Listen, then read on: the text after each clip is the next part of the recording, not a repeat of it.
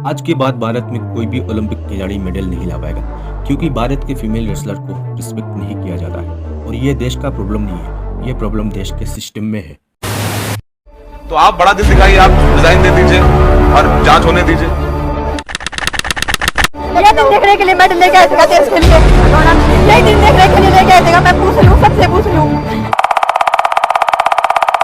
पद्मभूषण का इतने कांड कर रहा है वो घर में दिन भरा बैठ के हम एक वो तख्ते के वो तो काट के पड़ रहे हैं, 24 घंटे हम लेके आ रहे सोने के लिए, उसमें भी इनको वक्त की सो जाओ मर जाओ, मारना ये तो वैसे मार तो मारने के लिए क्या है। प्रोटेस्ट करने के लिए कुछ जाने माने खिलाड़ी रास्ते पर उतर आए जनवरी 2023 में। इस प्रोटेस्ट में ओलंपिक खिलाड़ी साक्षी मालिक, बजरंग पूनिया जैसे खिलाड़ी भी शामिल है। इन खिलाड़ियों का आरोप है कि रेसलिंग फेडरेशन के अध्यक्ष ब्रिजभूषण शरण सिंह ने फीमेल खिलाड़ियों के साथ यौन शोषण किया। ये मामला जनवरी में सामने आया था। उन खिलाड़ियों को आश्वासन दिया गया था कि इस मामले में एक्शन लिया जाएगा, लेकिन 5 से 6 महीना बीतने वाला है। आखिर एक्शन क्यों नहीं लिया जा रहा है? आखिर ये खिलाड़ी प्रोटेस्ट क्यों कर रहे हैं? जनवरी 2023 में चैंपियन विनेश फोगाट को कुछ यंग रेसलर का कॉल आता है। यह कॉल तब के समय आता है जब लखनऊ में नेशनल रेसलिंग कैंप ऑर्गेनाइज हो रहा था। इस कॉल के आने के बाद उन लड़कियों का कहना है कि यहाँ का माहौल सही नहीं है लड़कियों के लिए।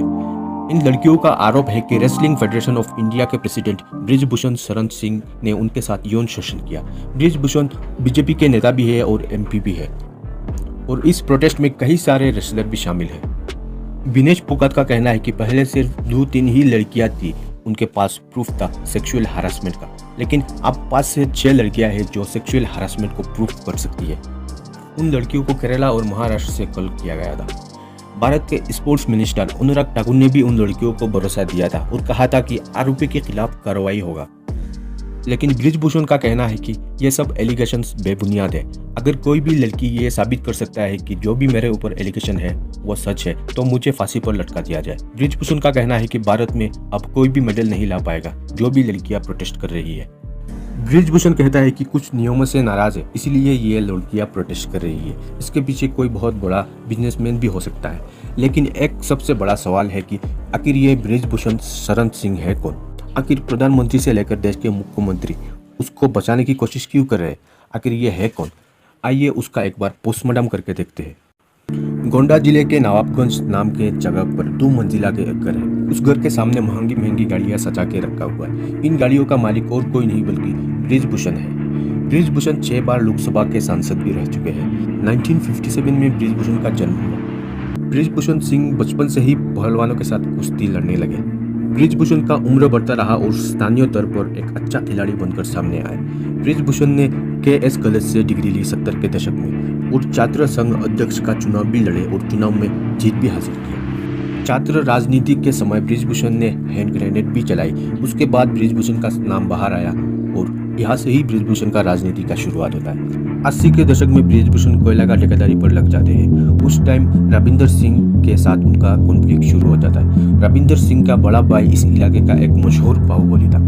उसका नाम विनोद कुमार था। विनोद कुमार को इलाके के लोग पंडित सिंह के नाम से भी बुलाते थे। विनोद कुमार यूपी की मंत्री भी बने।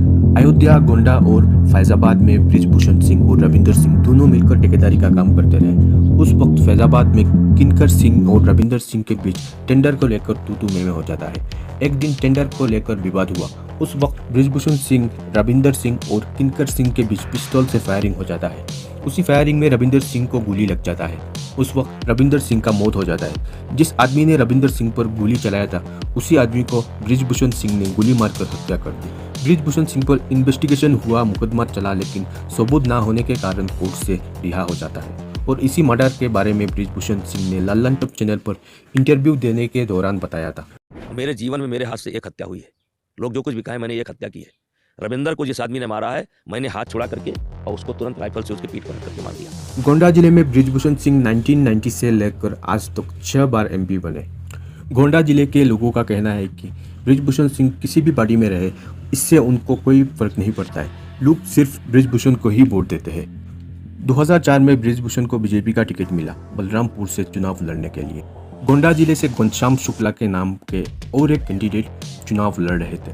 पोलिंग के एक दिन पहले घनश्याम शुक्ला का रोड एक्सीडेंट में मौत हो जाता है। उस वक्त अटल बिहारी वाजपेयी को शक हुआ था। ये एक्सीडेंट नहीं बल्कि एक सोचा समझा मर्डर है।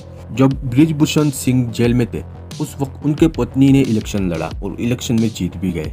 ब्रिजभूषण को किसी भी पार्टी का जरूरत नहीं होता है, बल्कि पार्टी को ही ब्रिजभूषण का जरूरत होता है। ब्रिजभूषण सिंह जब भी इलेक्शन लड़ते तब वही जीत के आते हैं। ब्रिजभूषण के खिलाफ डकैती, मर्डर, स्मगलिंग, हथियारों की तस्करी और अलग अलग 30 से भी ज़्यादा मामले थे जिनसे रिहा कर दिया गया। अयोध्या में 17, फैजाबाद में 12, नवाबगंज में 8 और दिल्ली में भी केस दर्ज किया गया था। कुछ लोग ये कह रहे हैं कि जो भी लड़कियां ब्रिजभूषण के खिलाफ आरोप लगा रही है, आखिर वो लोग सामने क्यों नहीं आती है। उसका जवाब आपको मिल गया होगा, जो थोड़ी देर पहले मैंने आपको बताया था। जब कोई भारत के खिलाड़ी ओलंपिक में देश का नाम रोशन करके आते हैं उस वक्त देश के सारे नेता इकट्ठा हो जाता है, लेकिन जब उन्हीं खिलाड़ियों के ऊपर कोई अत्याचार होता है तो ये सब नेता लोग भाग जाते हैं।